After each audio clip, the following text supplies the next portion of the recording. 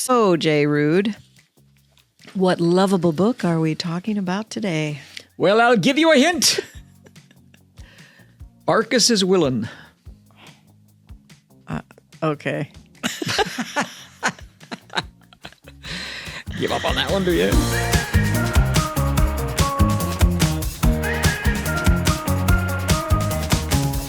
All right. Welcome to Between the Covers, the podcast where we discuss one book from author Jay Rude's carefully cultivated list of the 100 most lovable novels in the English language. And he's given me one hint. I did not know it. So I always like to ask, have I read this book? No. Okay. I did not think so. And it's a big gap in your Oh no, all right. your literary education. No judgment. Not having read this book, but I do not judge you. There's a TikTok challenge going around now where couples say, we listen and we don't judge. And then they confess things to each other.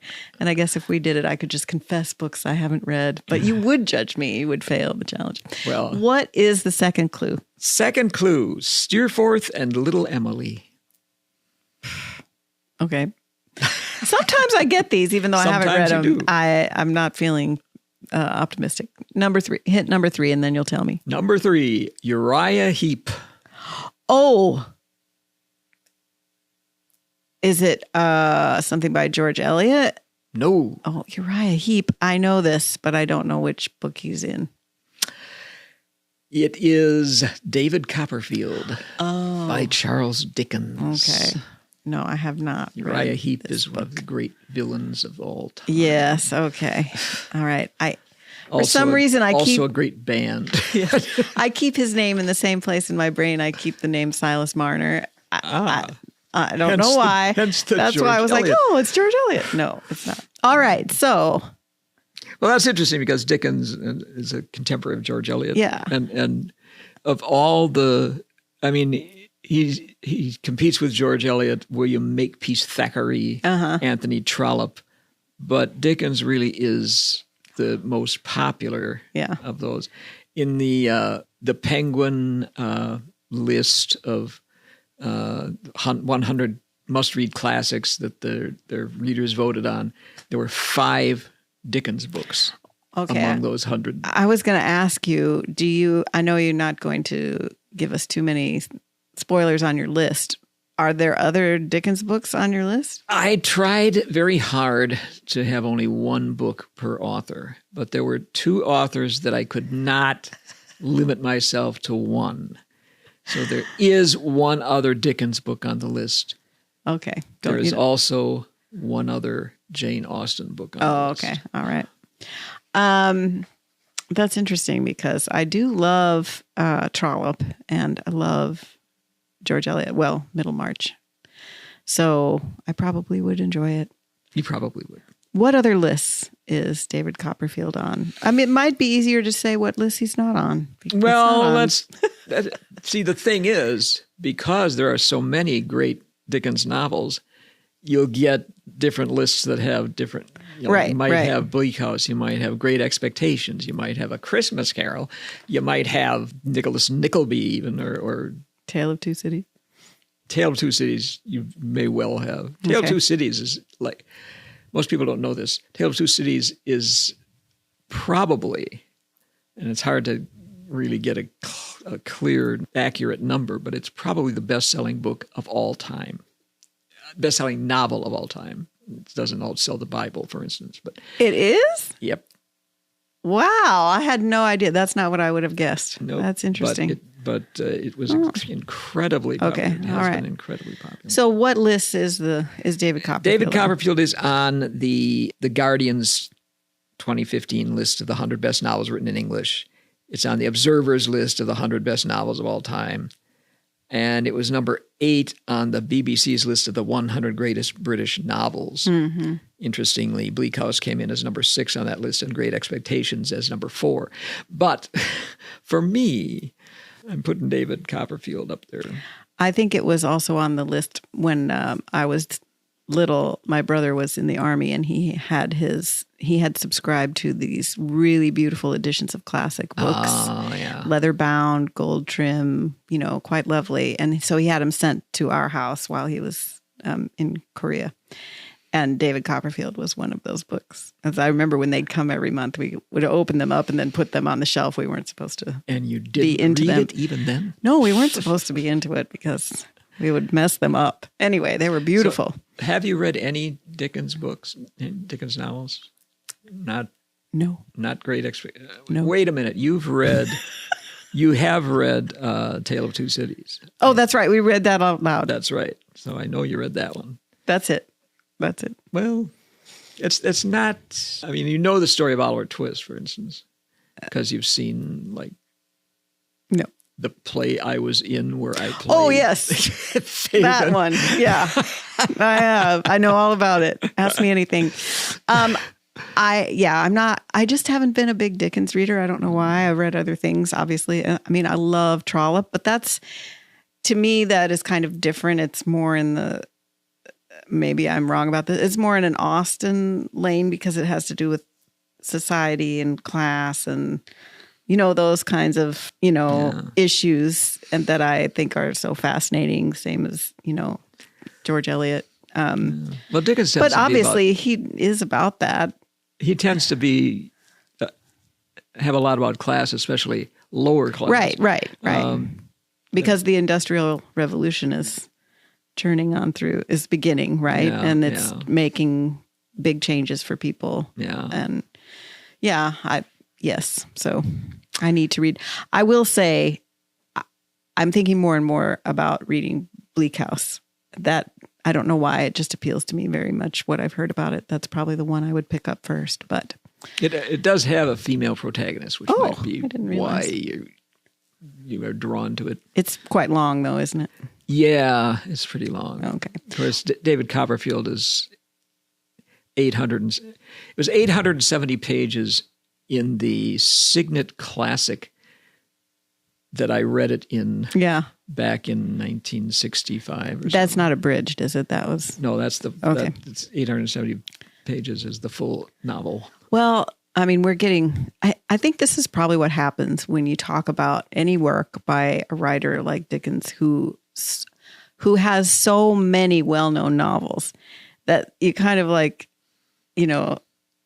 your discussion is spread out then among all the books, right? Yeah. But let's come back to this book specifically because I think listeners may want to know why it's this book versus, his others.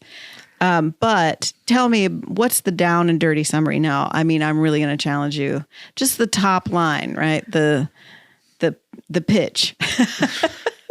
Well, this is a Bildungsroman. Okay. It's coming of age.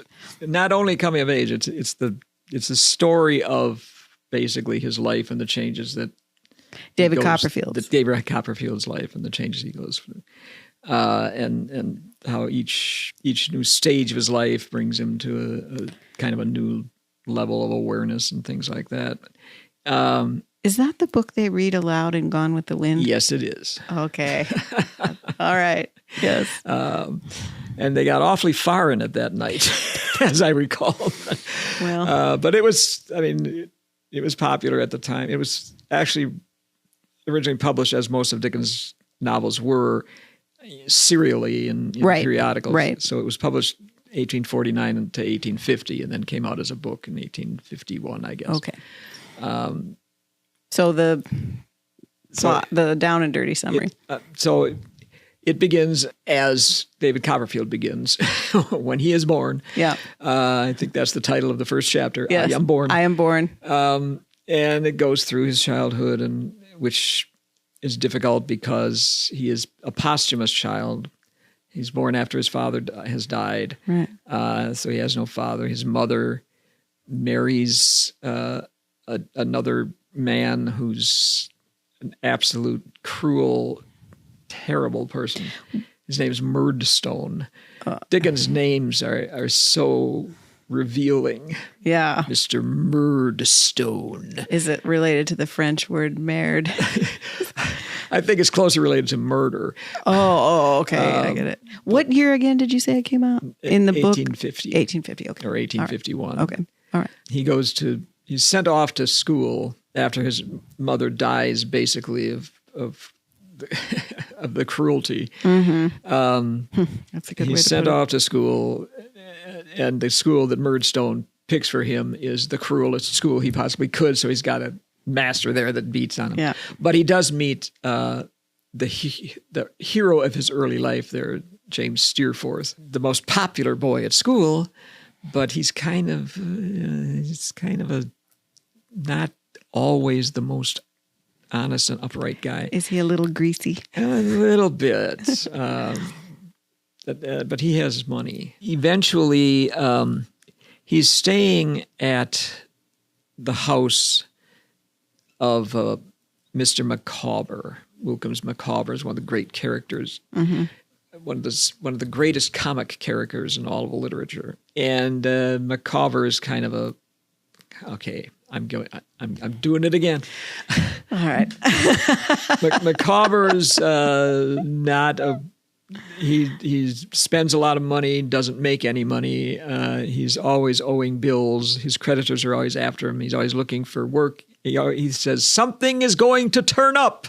He keeps saying that throughout the book. He always expects something to turn up. He's very optimistic. But anyway, he has to leave, and David Copperfield has to find a new place to live. And he's advised to go visit his aunt, his father's sister. He goes to her. She helps him get into a better school. He graduates, tries to go into law.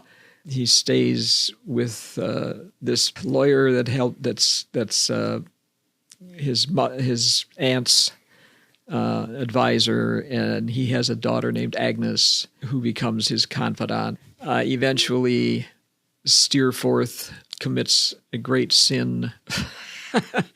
And he has to sort of realize that was somebody he shouldn't have put faith in. He marries this very silly woman who calls herself his child wife. He calls her his child wife. She's a lot like his mother. Well, that happens. And that turns out to be kind of a disastrous marriage. And I'm not going to tell you the end. All right. So how's that that's 870 pages condensed. I love how you always seem shocked by the question that I ask you every episode. What? I have to do a down and dirty summary? What? I didn't have time to understandable. Really down okay. and dirty it. So, all right. So it's basically about his life. Yeah. It's a kind of fictional biography. Yeah. Right? It's again, a semi-autobiographical novel. Oh, okay. That's similar. There are things that happen that are similar to Dickens' own life. Oh, okay. Because Copperfield eventually becomes a writer, and a well-known one. He's making money by writing. And Dickens was famous during his lifetime. Incredibly so. All over the world. All over the English-speaking world. Came to America and did readings like, But during that time, wasn't that when the sun never set on the British Empire because they had an empire? Well, that's true. So he was famous all over the world then. Yes. Okay. The English-speaking world. Exactly. Which would be much of the world. Why is it lovable? And then also maybe in the context of how you chose it over his other novel. Like, why to you particularly is this Dickens book lovable and appealing in a way that stands out to you? Well, in the spirit of full disclosure, I have to say that I read this book in the summer after my sophomore year in high school. And I spent much of the summer reading it. It was, after all, 870 pages. And I can still see the book. It cost 75 cents at the time. Most Signet classics were only 50 cents. Oh, they had to charge extra for the paper. 75 because it was so long. But I spent so much time with him and the characters in the book that they were like a family to me. When you read a book at a formative age like that, I think it does make a big difference to you. And I remember sitting on the front porch of our house reading the book in the afternoon, and for many afternoons, and getting to the end of the book and reading the last paragraph and the tears coming into my eyes. Here's the last paragraph of the book. "O Agnes, O my soul, so may thy face be by me when I close my life indeed. So may I, when realities are melting from me, like the shadows which I now dismiss, still find thee near me, pointing upward." Still can't read that without choking. It's beautiful. It was the first book I ever read where I cried at the end. Oh, really? Although not the last. But it made me realize how deeply a novel can affect you. Mm-hmm. And so, it's probably was the first book I would have included in a most lovable books list. Well, I can relate to that. I didn't read that book at that. How old were you when you read that? I suppose 16. Okay. 15. I read Gone with the Wind 6 times in high school and college. That's a 1,200 page book? It's a long something like that. It's longer than David Copperfield. 6 times. But I think it's because once you read them, especially I think at that age when you're starting to realize what literature can do and how it can affect you, and just to go back to it. Like, I just wanted to return there, right? And be back with the people in that book. And that sounds like you had a similar experience. Mm. So it's lovable to you, not only because it's a very well-written, I imagine, well-imagined book, right? And as you say, it's semi-autobiographical, so there's got to be this idea of verisimilitude, right, throughout, that everything rings really true. And it's also it's relatable because it's about his life and you're growing up, right? But it's also another world too, in time and place. So it has familiarity as well as being somewhat exotic at the same time. Yeah. I suppose that could be part of it. Yeah. So that's interesting. Yeah. And Dickens is probably most famous for his characters. Mm-hmm.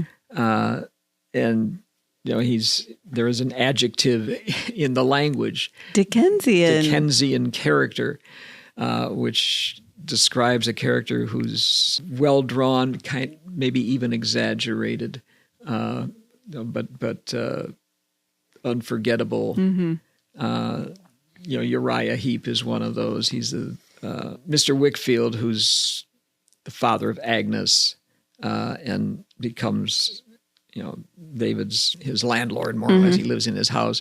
Uriah Heep is his Wickfield's assistant, who also lives in the house, and he has this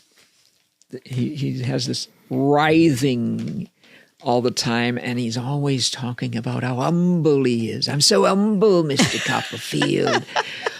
And all the time he's plotting how to overthrow Wickfield and get all his money and take over his business and marry Agnes. So, he's a pretty creepy character. And then there's Micawber, who's always, something's going to turn up.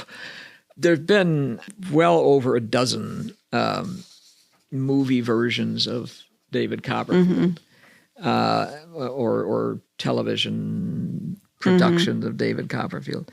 And the one that's most memorable, probably, even though it really doesn't do the whole book, is a 1935 one that in which Micawber was played by W.C. Fields. Oh, yeah. And I have never been able to read Micawber without picturing W.C. Fields. That's funny. Something's going to turn up. There you go. He's a a remarkable character. So Copperfield is obviously, David Copperfield is not an anti-hero. No, he's a hero. He's a hero, which is also, it's just dang fun to read a book about a hero, right? Like, the anti-hero is fascinating. It can be really something to get inside. I mean, we've talked before on this show about The Sopranos, obviously anti-hero, and what it does to your own psyche as you understand and sympathize with this person you also find abhorrent.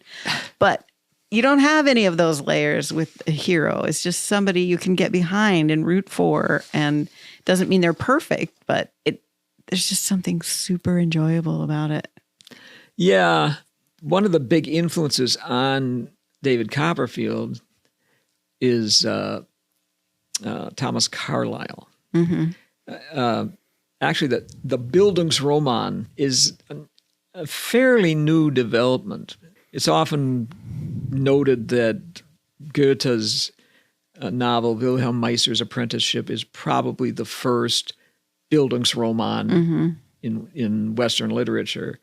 Thomas Carlyle translated that into English. Oh. And it was an influence on his own work, Sartor Resartus, which some people claim is the first Bildungsroman in English. And I don't see it as a Bildungsroman. When did that come out? That came out ish at least a decade before David Copperfield, maybe more than that.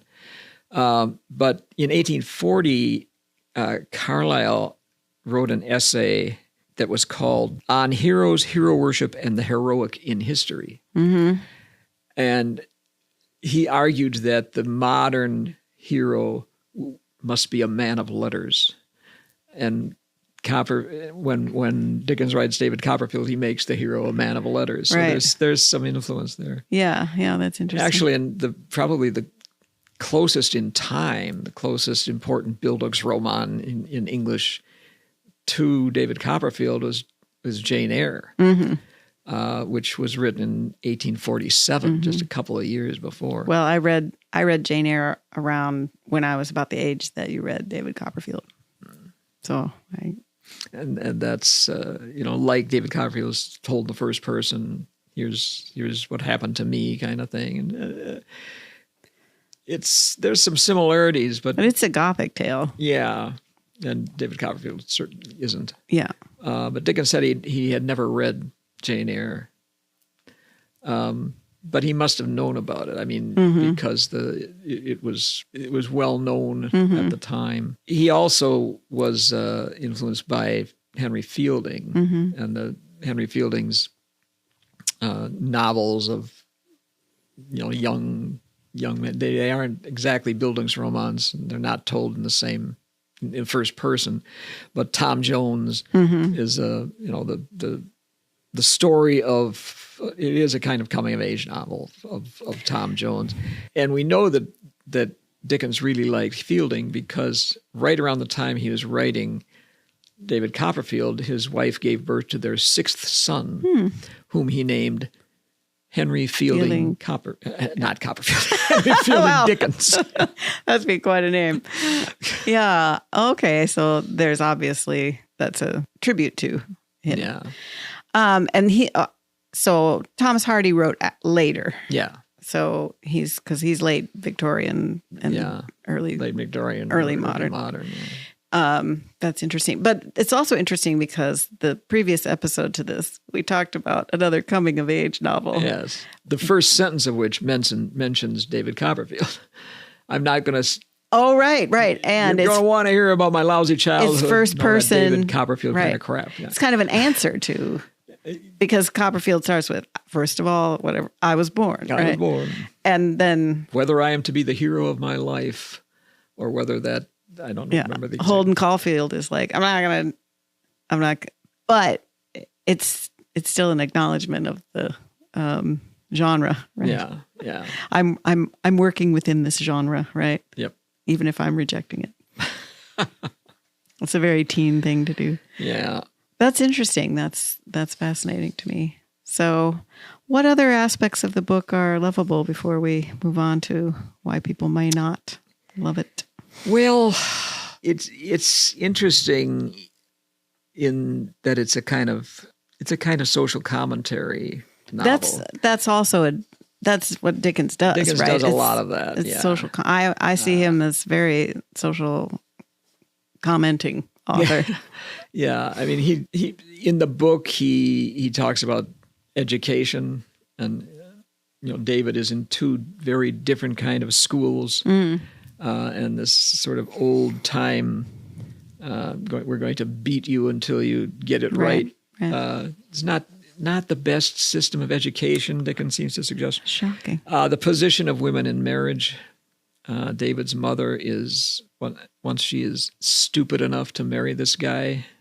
Because she had so many choices, I'm sure. Well, she had the choice of trying to go it alone. Yeah. But her servant, who's also was David's nurse, Peggotty, just shakes her head and like, why is she doing this? Why is she doing this? But she's sort of helpless on her own, like the woman David eventually married. Oh, okay.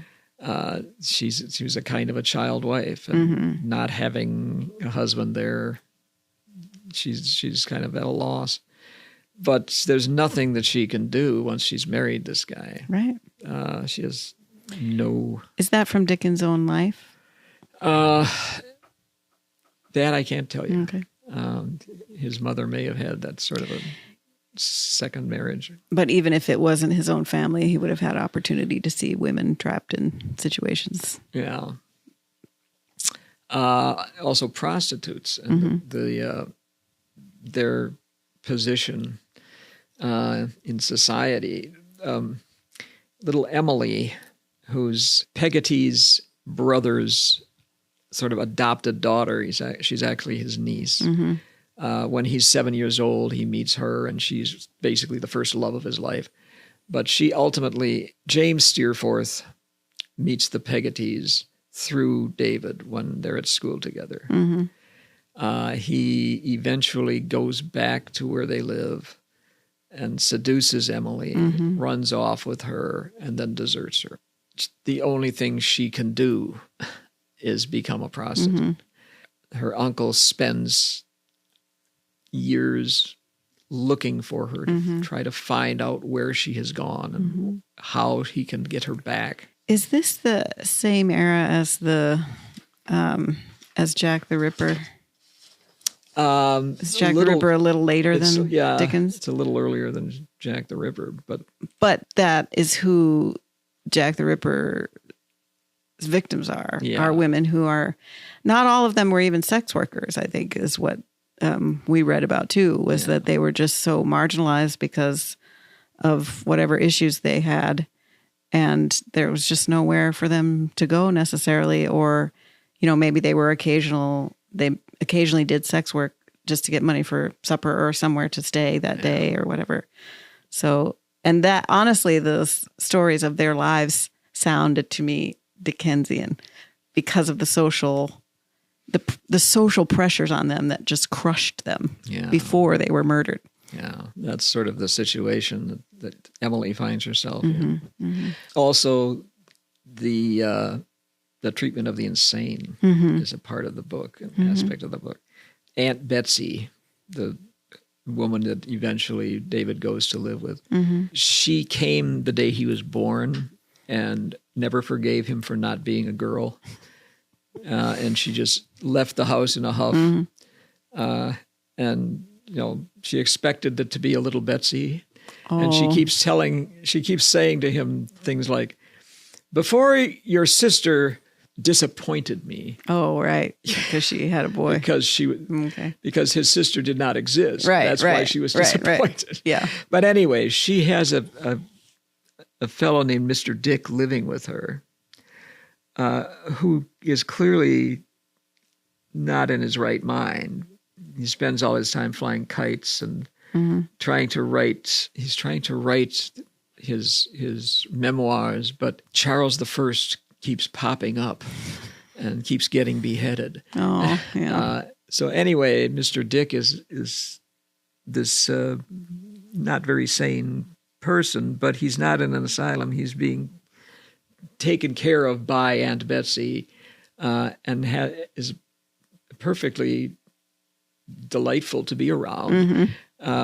So they're and the asylums were horrific. Yeah. So I mean, Dickens is all over that. Then there's some commentary about the modern prison system, right? Which Dickens actually sees as being too kind of catering to lenient. It's too lenient, because after all, Uriah Heep is in there, and the guy is so stupid that he doesn't realize how bad Heep is. Yeah. Anyway, evil. so there's all these. It's full of commentary. Yeah, that's interesting about that. Well, why might a reader not love David Copperfield? It might be too long for him. It does. It's a long book, but it's not one that you ever feel like putting down. Right. It's as long as it needs to be. It's just as long as it needs to be. It's not. I mean, it's sort of everyday. It's about everyday life, and the characters aren't great or heroic. It's just regular people doing what regular people do, which is very heroic. Yeah. But it might not appeal to people that way. But if they want a big epic story or something. Yeah. Okay. Where are we going to put this on the list? This will be number 21, correct? I mean, this will be the 21st book. Yeah. So we'll have 21 books on the list. Yeah. What rank are we putting this now? I'm going to put it at number 8. All right. Wow. Very high. Just up. After Cavalier and Clay. Yeah. And before The Great Gatsby. All right. I tell you about that meme I saw where it said, what if F. Scott Fitzgerald came back to Earth just long enough to tell us it's pronounced Jatsby? I can't stop thinking about it. All right. Well, that's a very high-ranking novel indeed. So above the great Jatsby. Above the great Jatsby. Oh, we're getting squirrely here in the podcast studio. So it must be time for Chaos Reader. It is, and I'm so chaotic that I'm going to talk about a book I'm going to read because I'm really slow. It's been a year, but I am looking forward to this. It is Louise Erdrich's book, Baptism of Desire, poems. And I have never read her poetry before.